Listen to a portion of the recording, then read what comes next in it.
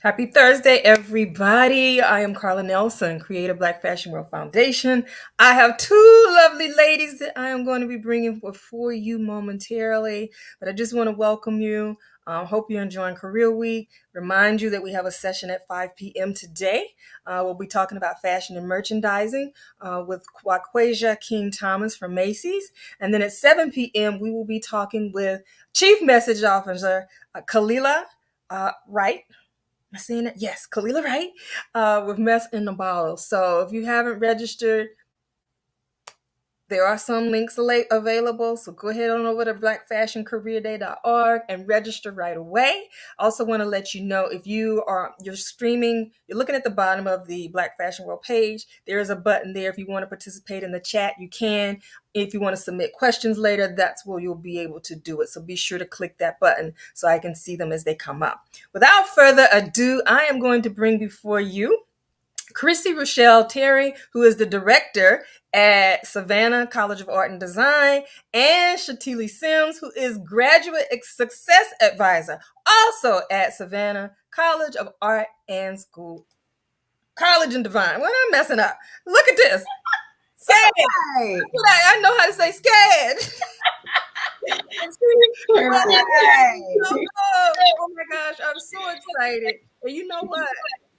Everybody, if you haven't noticed, I don't have on, okay, look, I'm the outcast. I don't have on the right color green. I don't have on the apple green. But guess what? I got something for y'all. Ooh! I got it all crooked, but it's there. 3 for 3. Yes. I can't see. That's better. I love it. Okay, I'm looking crazy, right? And I better not because I don't know what my hair looks like. I'm gonna take it off, and it's all flipped up, the bill and everything. In case all of you, no, we can't do that. In case all of you didn't know, we are sorrows if you cannot tell of the wonderful Alpha Kappa Alpha sorority. So welcome, my girls. Thank you. Hello, sorority sisters. Yes. If you all would just tell our audience a little bit about what each of you do, your roles, and then we'll get right into conversation while I'm fixing my hair. Shatila, you want to go first? I was going to let you go first. Oh, well, thank you. You're welcome. So I am so excited to be here this afternoon to speak with all of you and to join my lovely sorority sisters, women, beautiful women of color, just to talk a little bit about career and professional development and what I do at SCAD. So I've been at Savannah College of Art and Design now for a little over 14 and a half years. And it's been amazing. I learn something new every day, have amazing colleagues like Teely that I work with.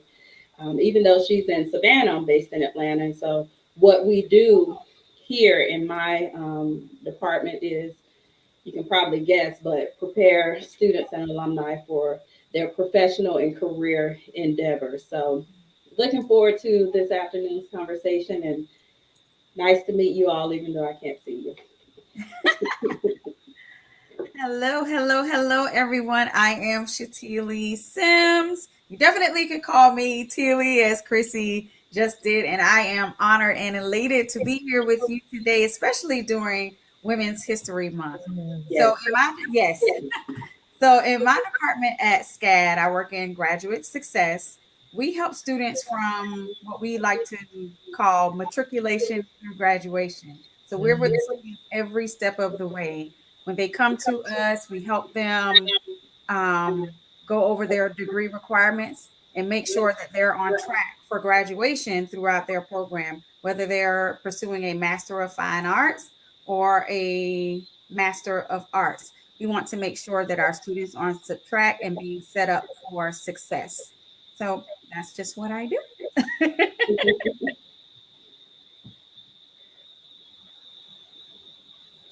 You on mute, Carla. You muted, Carla. Good, because I was fussing about this hat. That's what I get for playing. You should have kept it on to look great. Yeah. If the bill would sit right, I would wear the hat, but that's okay. Everybody knows.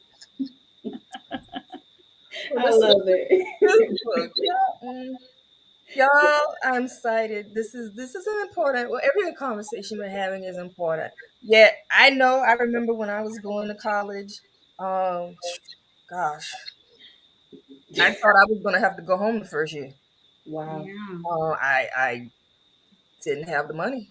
Mm. Um, I literally thought I was turning around and going home. So let's talk about financial aid. Okay.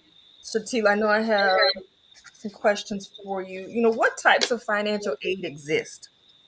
Well, I think if I could just touch on a very good point, you said you didn't know if you were going to be able to stay. So when we graduate from high school, the family is excited, the Right. community is excited, and they are pushing us off into our adult lives, whether that is work in the workforce or in college. Today we're here to talk about college, but nobody talks about how much it costs to get there and Right. stay there, Be there. right? And Yes. if I knew half of what I knew now, I would not have as many student loans that I have that I'm actively paying back. So there are different types of financial aid, but the two main types of federal aid, one is the Pell Grant, and that's free money. So we want to make sure that we're doing whatever we need to do to get as much of those free federal funds as we can from the Department of Education. The other type of aid that I just mentioned is student loans, commonly referred to as subsidized or unsubsidized loans. And you have to pay those loans back. I graduated from college in 2002. I was at Savannah State with Chrissy Terry, and I'm still paying back student loans. So those are the two types of aid. You're muted, Carla. I think Chrissy might have been muted too. Yeah, I was hearing a little bit of feedback, so I'll just remind myself to mute. I can identify, and that's one of the reasons why we're offering a scholarship. As it grows, we'll be able to help more students. So I get it. Talk about the steps though that people should take to obtain financial aid. Okay, well, I think the most important step is completing that FAFSA, the free application for federal and student aid. And you can find that online. Just go to Google, go to Firefox, type in FAFSA. You're going to need your tax information. All right. So the FAFSA website, it'll tell you which year of your And tax returns that you will have to, input that information for. You and need can your I social security number. can I stop you real quick, just 1 second, for anybody who doesn't know I mean, I know, but there may be someone listening who does not know what that FAFSA is and what they should really like put in to search. Well, again, hang on a second. Hang on a second. So it should be www.fastfa.org. And that FAFSA is it's the first step. So you cannot get any of that free money that we just mentioned, any of the federal Pell Grant money, without first actually completing the FAFSA, because the federal government wants to make sure that you qualify to receive those funds. So there are various things that they use to determine who gets the Pell Grant and how much money they get. They get when they receive the Pell Grant. I can say that in 1997, I came from a single parent home. My mother had a job. We weren't even middle class. To be honest with you, we were poor. So I qualified for the maximum amount of aid for students at that time, but it still wasn't enough to cover the tuition expenses. So even right now, you can imagine, I started college in 1997. So tuition, it goes up, it increases every year, right? So now most students, if they don't come from a household with a large family income, they heavily depend on those federal Pell Grant funds or those direct subsidized and unsubsidized loans funds that filling out that free application for federal aid helps to secure and provide. And what can impact that FAFSA? I mean, like work study. And when I say impact, I mean impact it in a way that you're kind of thrown out of the ballpark for getting aid. like work study or anything like that? Well, it depends on the household size and the income. So those two variables help to determine if you are eligible to receive aid. Every student situation is different. Every household situation is different. So the federal government, they have kind of like scales, sliding scales, again, to determine how much or if any aid a student would receive. So let's just say if your family income is $40,000, right? I would say 9 times out of 10, you would probably qualify for free aid. You would qualify for the Pell Grant.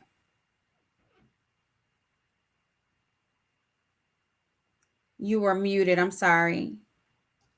I forget. I usually have it on cut, which might be a good thing because I have those church things going on behind the scenes. What are some of the time considerations for applying, applying for the FAFSA or filling it out?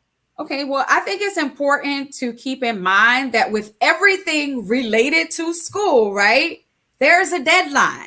So you need to log into that FAFSA website and see what the deadlines are for applying for aid. I can speak to the 2022-2023 upcoming year. The FAFSA application became available last fall. So if you plan on going to school in August, if you plan on going to school in the summer to kind of get a head start on your fall classes, you need to be completing the FAFSA yesterday. It's very, very important because, at the school level, the financial aid office, once they receive your federal application for financial aid, they have to review it. And some students are flagged for verification, which is a very random process, right? The government randomly selects students to submit more required documentation. And that documentation varies from student to student. So you want to give yourself and your family enough time to gather any information if you're verified. But I think one of the cool things about technology now is that the FAFSA application is also linked to the IRS website. So let's just say if it's requiring you to have, yes, if it's requiring you to have your parents' federal tax returns from the previous year, you can just click that link and it will upload your parents' information to the FAFSA website. So that's pretty cool. Wow. Yeah, so that's why that documentation is important, like making sure that you enter the correct birth date, right? The correct social security number and things like that. So your application can be processed in a more accurate and quicker manner. I wanted to add, sure, the great thing that I remember filling out when completing the FAFSA was that once you create that account, it's easy to go in and use the information that you've used previously. So Is that still the same case now? It's still the same case. This is good. Okay. Yeah. So for all of the years that someone is in school, basically they just do an update from that account and it flows in. That is correct. So you have to remember your password and your login information. But like Carla and Christy said, once you create that account is linked to you and your social security number, so you can go in year after year and make those updates. Awesome. Wow, technology. Whoa. Okay. IRS. All right. What are the key tips for understanding the aid offer once you get an offer and then securing that assistance that you're being offered? Okay, I think one of the key tips is the first thing when completing that FAFSA early, meaning on time, and you have to actively read any correspondence that you receive from your institution's financial aid office. So that's one of the most important things, because I think a lot of the times we get emails and we're like, oh, that's just FAFSA. We don't open it. We don't pay attention to it. But there's heightened, right, and important information that you need to act on once you receive it. And again, all these things have deadlines. So a lot of the correspondence that they receive from FAFSA and the financial aid office, it has actionable steps that need to be taken in order for a student to accept and receive their financial aid offer. Because once you are awarded the money, you have to actually go into the system and accept it. If you never accept it, it's not going to be applied to your student accounts. So these steps help prepare the students and their families for the deadline. So it's just very important to read all correspondence to make sure that their assistance or their aid is secure. Yeah. And so going back to one of the statements you mentioned earlier that a lot of us are familiar with, now because now we're transitioning into that, making the transition from school to career. What options are available for student loan forgiveness? Well, that's a great question. And I myself am in a public service loan forgiveness program. So individuals who know that they plan to work in a federal job, a state job, a local job, a tribal government, a nonprofit or not for profit organization or position, they qualify for public service loan forgiveness. And these programs, they're put in place to forgive the balance of the student loans once they meet the criteria. And that criteria is going to look different depending on what job you're in, right? So I know that for myself, I'm very transparent. I know I have to make 10 years, right? Amen. Of on-time payments before my student loans are forgiven. And they have different, repayment plans and options that you can set up to make sure that your payments are affordable to you, but you're knocking off that interest, right? You're hunkering down on getting those payments paid towards your principal and your balance. So there are several different programs out there. It's all about getting on the website and reading through the information. Once you submit that application, the government is going to email you back and say, hey, I see that you applied for this program. Maybe this is the program that you need to actually be in, and this is the next steps for you to be able to qualify for that program. Or they might say, okay, you applied for the right program. Here are the next steps that you have to take in order to be put into this program and move forward in making your payments, your on-time payments that qualify towards total loan forgiveness. So I was a teacher, right? I was a teacher for, see, now I'm telling my age. Yeah, birthday girl. She just had a birthday, y'all. So Monday. So I left college, went straight into education, right? So I started teaching in 2002. But I moved around a little bit. I didn't stay in education all those years. So once I got to my admission specialist job at Savannah State, I was behind the curve and applying. I was there a few years before I had even applied for public service loan forgiveness, which was on me because I knew better, right? No, knowing is half the battle. When you know better, you do better. So now I know any job that I go in, I make sure that my job qualifies for public service loan forgiveness. So when I was at Savannah State, when I was at Savannah Tech, now I'm at SCAD. All of these are within that education sector, and all of these schools qualify for public service loan forgiveness. So I'm well on my way to being debt free in a couple years. Yes. Yes. I mean, it is so many jobs that qualify for public service loan forgiveness. So what I would do in your free time, just type in public service loan forgiveness, and you can see what different types of careers and pathways that you can take to be in one of those programs. That's good to know. A lot of people don't realize that, and they might not have been included in the loan forgiveness that President Biden is offering right now. So, somebody, share that with them. Yes. So let's, as we're transitioning into that making a transition segment, both of you, if I understand correctly, you operate in the role of really helping the students be successful postgraduate. So talk about, what is the first advice? I guess I'll start with Chrissy. Yeah. First advice you offer people in pursuit of a full-time career. Hmm. So I thought about this quite a bit. And so I just kind of wanted to keep it general. And You don't have to. You could. even if you don't know what it is that you want to do right away, it's okay.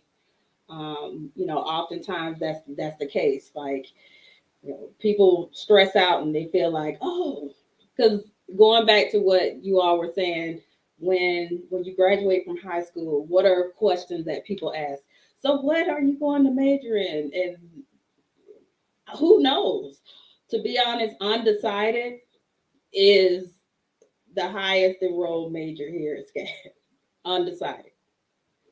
And the Yeah. expectation that you don't have to make that decision right away. Um, I would suggest thinking about things that you're passionate about and writing those things down so that you can see. I kind of, when I'm working with students on like interviewing, for example, I always encourage them to write it down so that they can read it out loud, right? They can hear it, they can see it. Just let it resonate a little bit.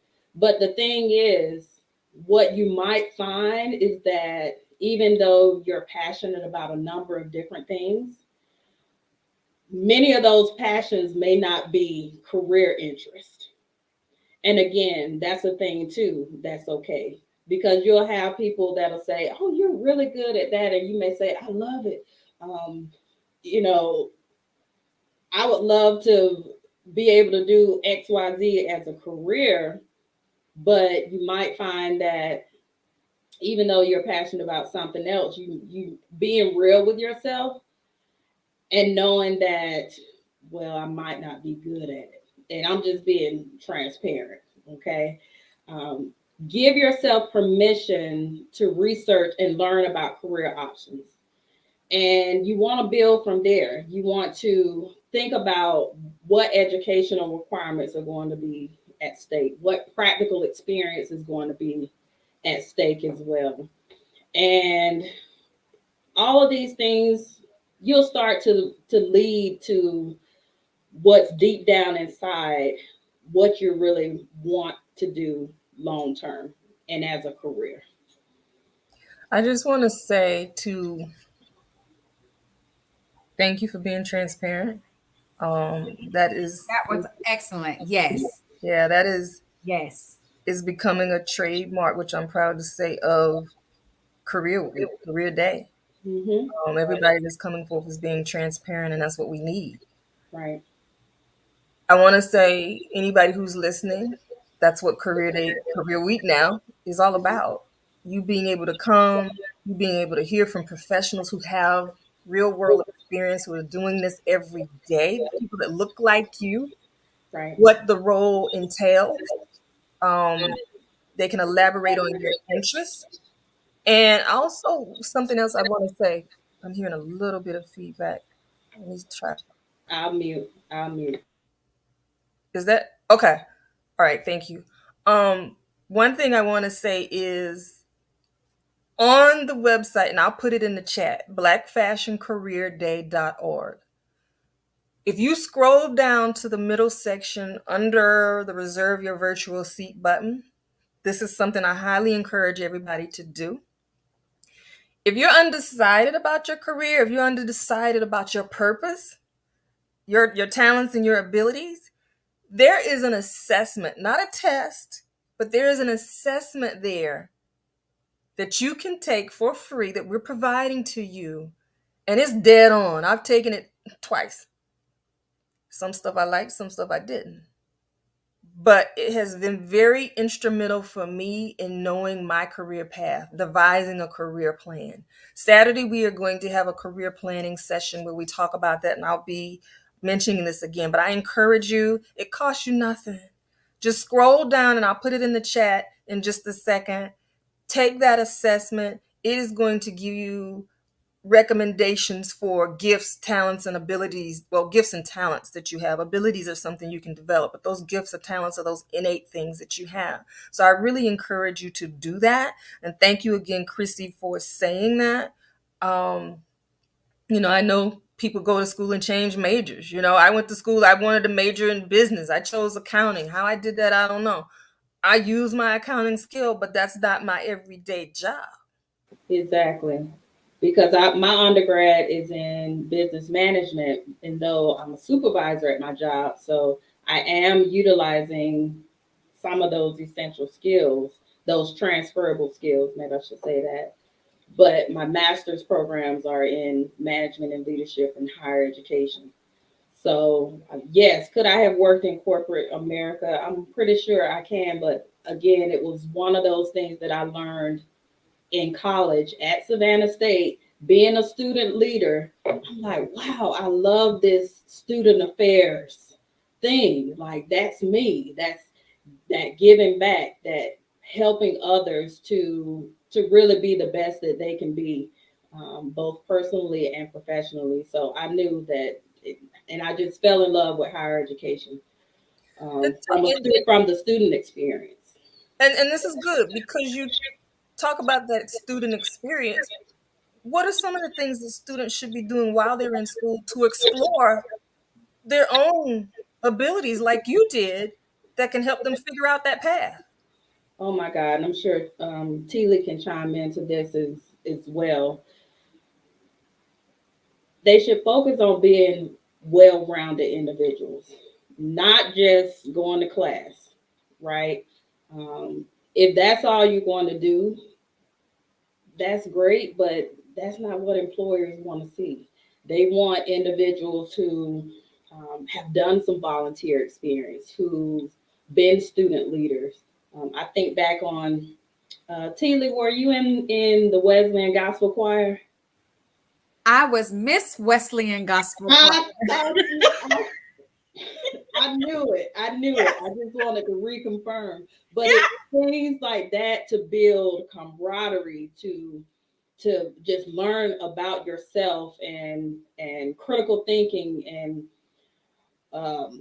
I mean so many skills that I obtained just from the student experiences that I gained. I mean, it could be as simple as I'm going to help my academic department with an event that they're putting on. I'm going to represent my department from a student perspective to be able to share with prospective students and their families. It's a number of things that, and this it could even be done in high school as well. You can volunteer at middle schools or elementary schools, really just putting yourself out there. Again, you'll probably hear quite often today the word transferable skills because it's so essential, and you will be obtaining these things from a personal perspective but also from a professional perspective. Teely, do you want to add something? Yes, I love what you just said. And I heard a motivational speaker say something so profound 2 weeks ago, and it just really stuck with me. He challenged all of us to be where our feet are. So if you are in a high school setting, if you are in a college setting as a student, be grounded in your experience. Your experience is what you make it. Chrissy just talked about being a leader in leadership organizations. And I think that that is wonderful. If you are a student and you might be a little introverted and maybe student leadership isn't for you, find a club or an organization. Find your tribe, right? Chrissy talked about things that are passionate for you, things that you are interested in doing. Find your tribe. If it's the Spanish club, join the Spanish club. Gospel choir, if you are a person that is not really outgoing, but you like to see the Greek organization stepping, maybe you should start with your residence hall step team, right? This help. All right, I think Chrissy was in that too, honey. This helps you connect with people from all walks of life. You're probably going to meet a student from London, right? in your dorm, somewhere from a Hispanic speaking country, a student from California, Virginia, who's out there by themselves. They don't know anybody either. But when you join these clubs and you join these organizations of things that you're interested in or things that you want to become interested in, you open yourself up to connecting with people that could change your life and your student experience on that campus. Because what we know, like I love being from an HBCU. I worked at Savannah State University at HBCU for 8 years, and we're here talking about fashion. They had some of the flyest fashion troops and organizations that I have ever seen. I mean, these girls and these guys could kill a runway. They would create their own fashions and have these big extravaganza programs. And it was all about immersing themselves in their experience. So again, no matter where you are, be where your feet are and make the most of it. I love that. That is so good. Girl, I've been envisioning these fashion shows and troops. Ooh, girl. Shatili, will you sing for us later? Oh no. Oh. Listen, I used to sing. I don't think that's my ministry no more. I think my ministry is helping students connect the dots. Well, I would try. We could try to sing the AKA song, which I don't know all the parts. I'll be honest. I'll need to learn them. All right. I had to take that detour, but this is good. This is good. And this is what it's about. We want to engage you and talk to you about this, but at the same time, we want to have fun with it too. And we want you to have fun with it. Because my Bible tells me, labor not to be rich.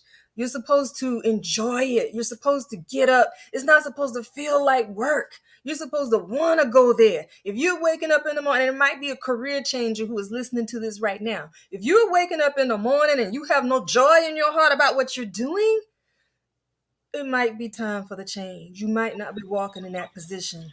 And there are a lot of people right now who are stressed out, and there are a lot of people right now who are quitting. So for someone who is coming out of school, this is optimum time for you to make sure you're walking in the path that you're supposed to. I understand. And this is a question I generally ask each of the speakers, and we will ask tomorrow. Sometimes you don't have the parent support if you want to be in fashion. I understand that. Tune in tomorrow. I'm not going to try to address that, but I will encourage you to check out the IG page. I'll put that in the chat. I'm going to present another question. I'm going to put that in the chat. Well, it's at BFW Foundation. You can find it that way. I was talking last Thursday, with Professor Mrs. BJ Arnett at Clark Atlanta. And I asked her about that situation. And she was in a situation where she didn't have her parents' support. So listen to her story. And there are a lot of other people. Melissa Chatang, who's in California, she talked about that last year too. So log on tomorrow for Career Day and we'll talk more about that. Chrissy, Shatili, let's talk about career success. 5 to 7 keys you offer for career success. So here's everything that you potentially said you would ask and wanted me to speak on. I gave it some deep thought. Now, initially, people are going would more than likely probably say, and I will be referring to my notes because I wrote down some essential things, and I want to make sure that I hit on those. Most people probably would say things like, get your education, have your materials prepared, and those types of things. But no, I am going to start off by saying, again, think about your purpose and the direction you see your life. What does career success look like for you? Career success for me is not the same outlook as T. Lee and Carla. You got to know what it looks like for you, not your mom, not your dad. Even though we know sometimes, they want to live vicariously through their sons and daughters because it was something that maybe didn't do, or Yeah. everybody in the family were doctors. Okay, that's great. I don't want to be a doctor. So do what's best for you. Stay steadfast, committed to your career goals, and continue to build that confidence. I I can remember being that young 20-year old, and there was an opportunity to apply for, at the time, I think I was like the admin of career services. Well, there was a position as career advisor came open. I didn't think I was qualified. I wasn't going to apply, even though I had been working in the office for years. And it took somebody else, actually the vice president of student affairs at the time, to give me that nudge and say, "You considering applying?" And I mean, I share that story because that confidence wasn't there. And the sooner, the earlier you can build that confidence, the better you're going to be in your career. Surround yourself with positive and influential people. Oh my God.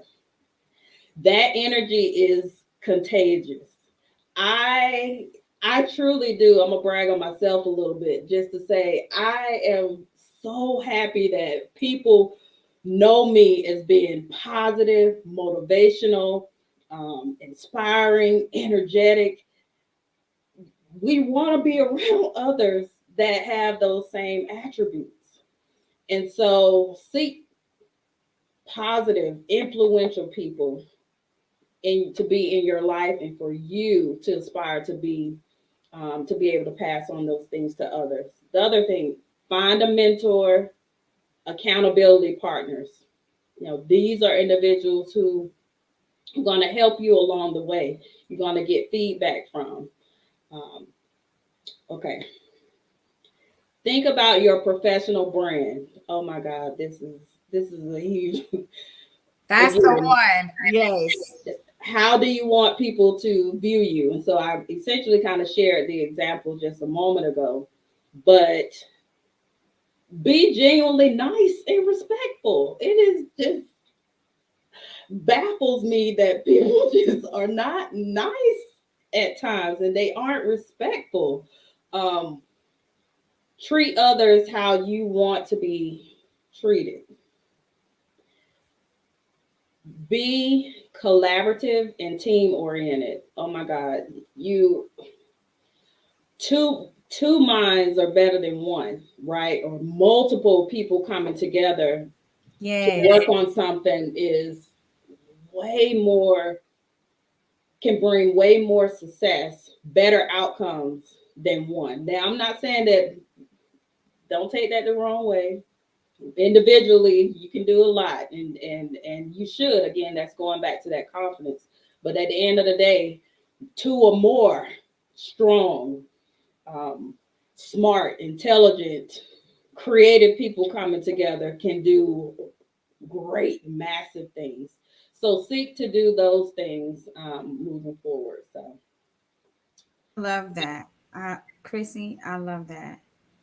And you know, this generation, they are very centered around money and right now, right? They want everything to happen instantaneously. I see this a lot of times working with young people. I think one of the most inspiring stories, like you shared your story of inspiration, and I love the fact that you're here, you're relatable, you're a person. I know you, right? So I've seen your rise. It was literally, as young people say, it started from the bottom, now I'm here, right? So you started off as an assistant director, but now you are running the entire department as the director, right? I want these young people to take a chance on themselves. And sometimes that looks like unpaid opportunities. So if there is an opportunity for you to do an internship, take it. Sean Puffy Combs always talks about how he started off as an intern and he would be willing to do what the other people thought was beneath them, right? Oh, you want me to go to Junior's and get a piece of cheesecake? Oh, okay. Well, that ain't in the job description, but I'm going to go get your cheesecake or your lunch. Oh, you want me to sit in and take notes on the meeting? I'm going to take notes on the meeting because they may be in there dropping gems, right? Or important things that's going to help me in my career. Oh, well, I know how to make a dress, but you want me to sit here and cut out the fabric on this machine? Well, maybe if you take the time to learn how to operate this new machine, right? It can help you with your production. It can help you with, your clothes or your design. So take opportunities to do something where you may not receive any glory, but as the rapper Jeezy said, no guts, no glory.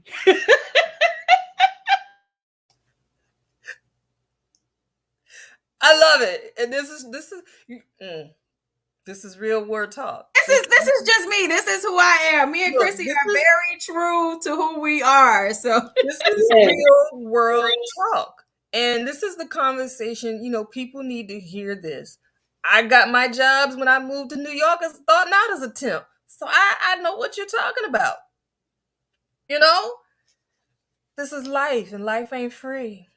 Talking about that and money, do you offer your students tips on money? I know generally money management isn't taught in school, and later this week we're going to take a deep dive on Saturday with Nicole Holly.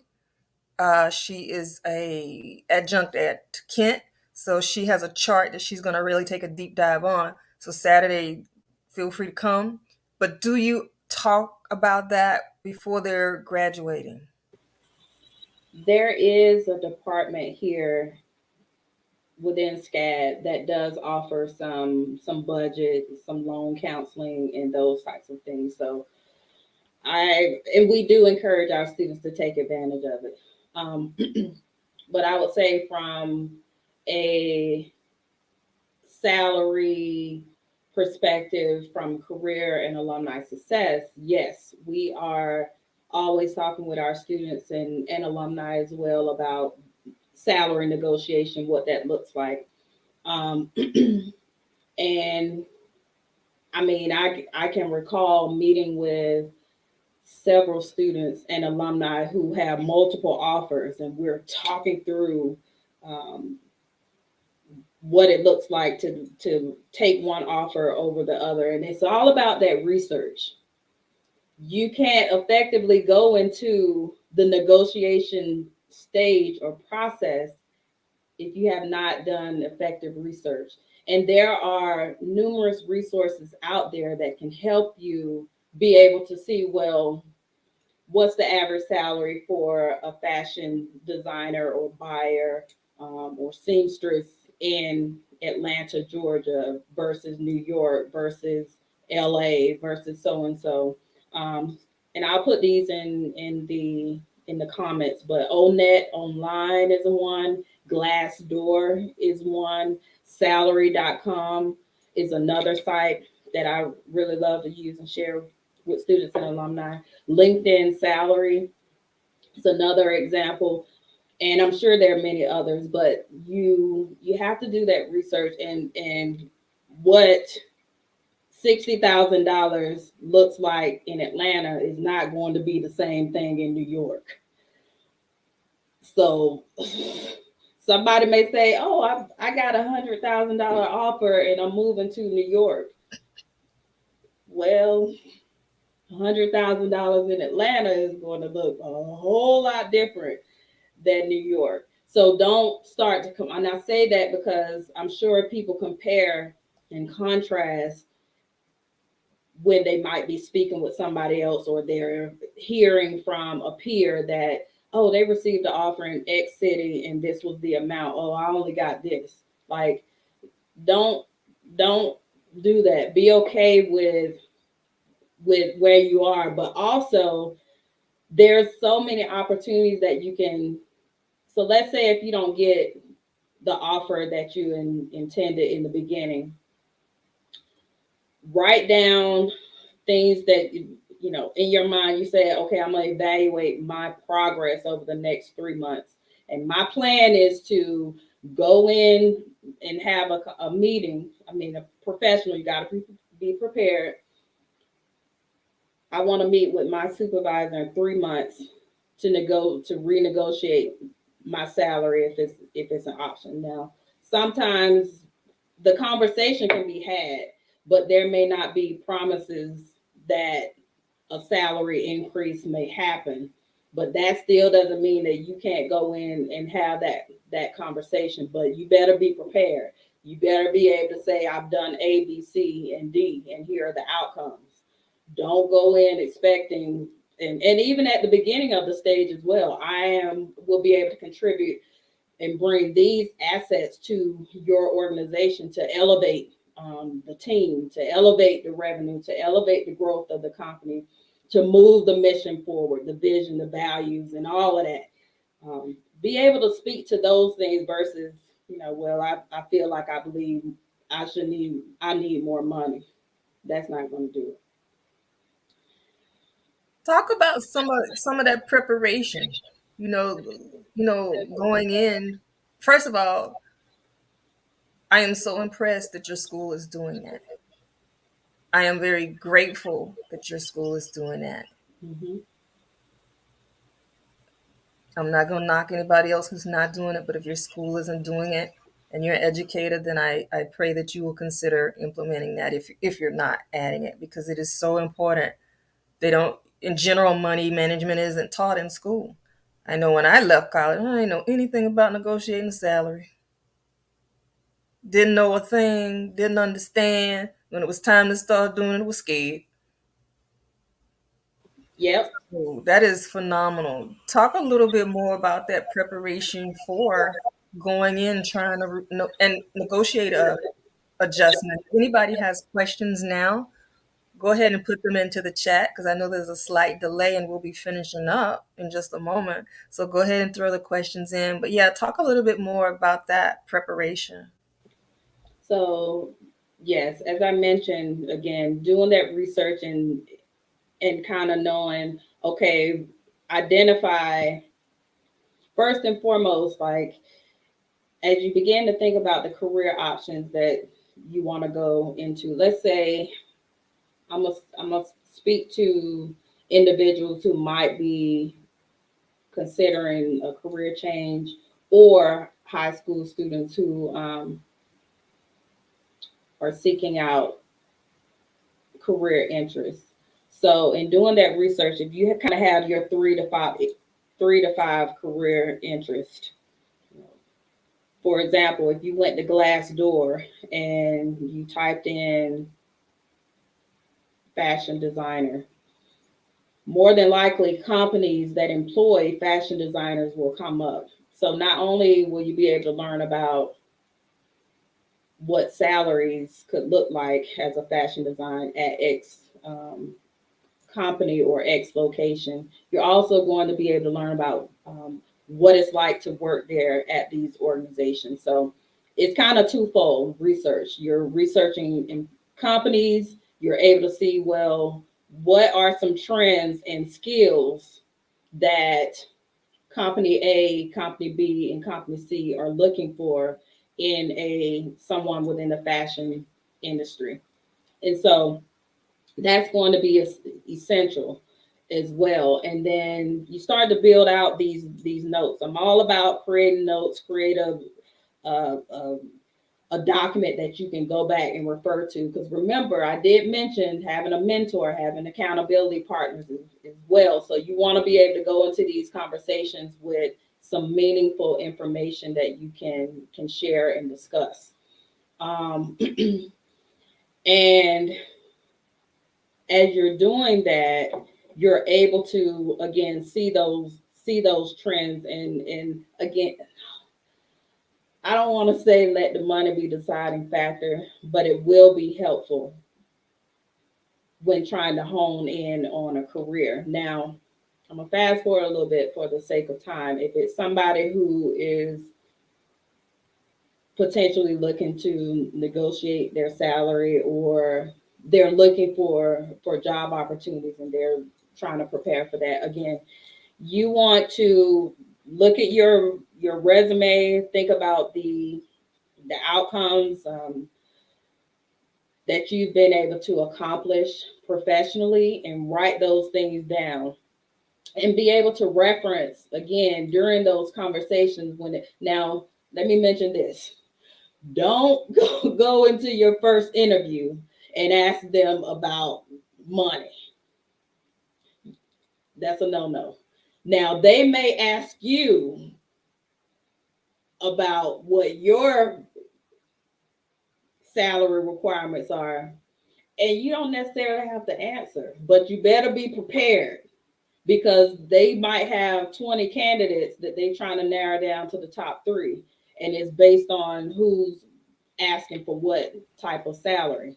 Can I So, interject right there, yeah, Chrissy? So yeah. with that in mind, how do you not say a salary but say it at the same time? I typically that we get that question a lot. So I typically say throw it back to them. And you can throw it back to them in a way where it's still respectful. And maybe it's something as simple as, okay, so are you saying that you're considering me for this position? And they may say yes. Um, you can ask them,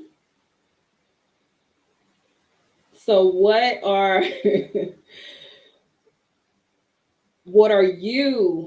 is your, like, if this is an offer, if you're offering me this position, then I'm open to explore and discuss next steps and what I would look for in like salary expectations.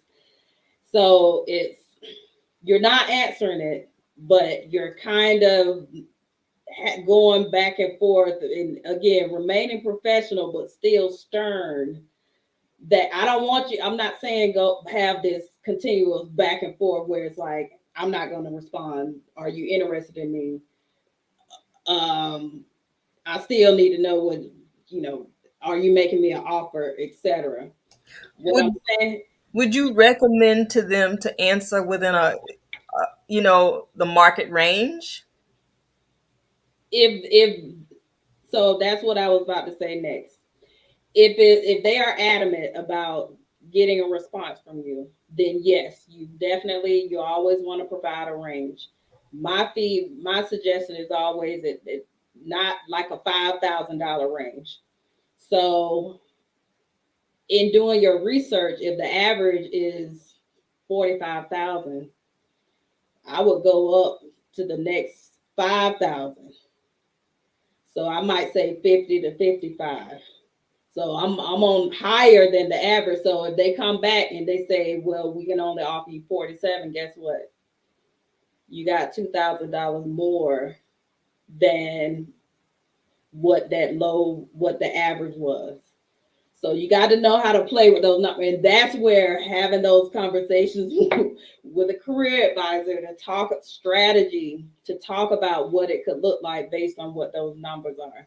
But if they absolutely are adamant, then because everybody's not going to know how to, I hope I didn't confuse people, but everybody's not going to know how to have that role play with them without answering.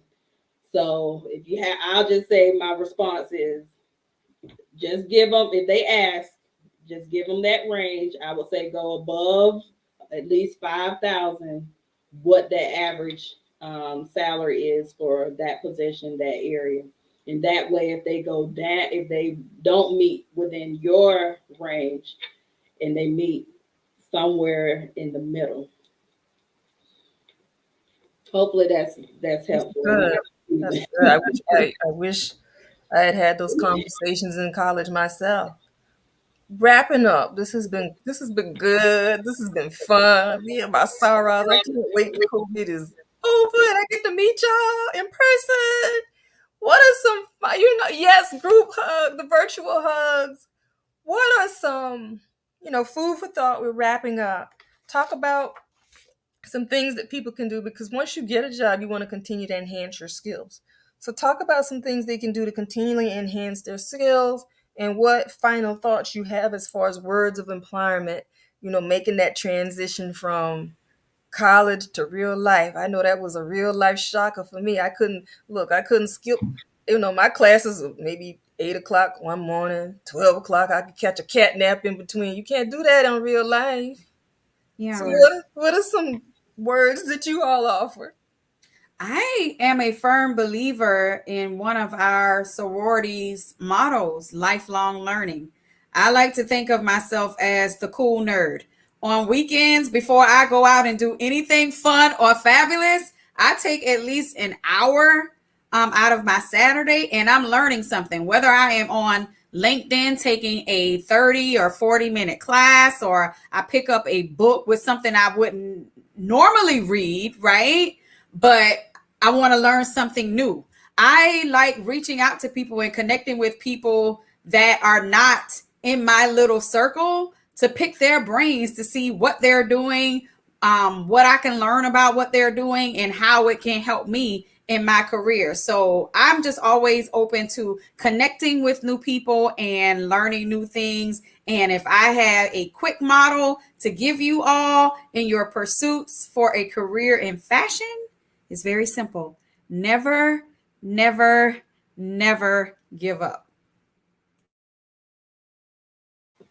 That was awesome, T. Lee. That those were. I mean, is you got to connect with people. I can remember attending a professional conference. That was one thing that I was going to want to mention. Attending professional events, and now with a lot of things being virtual, is no excuse. You can do it from the comfort of your own home, in bed, in PJs, etc. Though a lot of organizations and businesses are starting to do things in person as well. But I remember she was the president of GACE, the Georgia Association of Colleges and Employers, and she said, we've all heard the saying, it's not who you know, it's who knows you. But she went even further and was like, it's not what you know or who you know, it's who. Wait a minute, I think I messed it up. It's who knows you. It's not like what you know or who you know. It's who knows you. Because you can know a lot of people, but do they know you? So I'm going to repeat it one more time. It's not what you know, or not just who you know, but it's who knows you. And to do that, you have to get out and connect, connect with people. Um, some parting words I would say, and Carla, you mentioned this. Like, this has been so much fun, and if it's pulling teeth for you to do whatever it is, if you're already in your professional career, to get out of bed and go do it, it might be time for a change, because you want to work hard and play hard as well. And when I can be at the nail salon or wherever I'm at, and I'm giving some career advice to somebody for free during my personal time, that means I am where I need to be. Yes. You Yes. want to be like that. You want to be in a space where people ain't always got to see you're looking for money. If you can do what you love for free, that's the key. I love it. I love it. You gave me a nugget and I'm gonna take it. I'm gonna take it with me. It's not what you know or who you know, is who Who knows you. knows you? That's Yes. the message for today. This has been such fun. I hope that everybody has gleaned a good bit of information for it. It's a lot. We can't, we have 45 minutes, 3 minutes, so we're about to end really quick. But I want to thank each of you, Chrissy, Shatili, my Saras, as y'all know. I put my hat back on, but I won't. Thank you for giving your time to making sure that people are empowered. So with that, everybody, we are signing off. And be sure, you should have received an email. Those of you who registered For full access, you should have received an email earlier today with the link that will take you directly to the 5 p.m. session. If you did not, feel free to email me at carla@blackfashionworld.org, and I will respond as soon as I can. With that said, talk to you all later. Thank you so much. Good luck, Thank you. everybody. Thank you. Bye.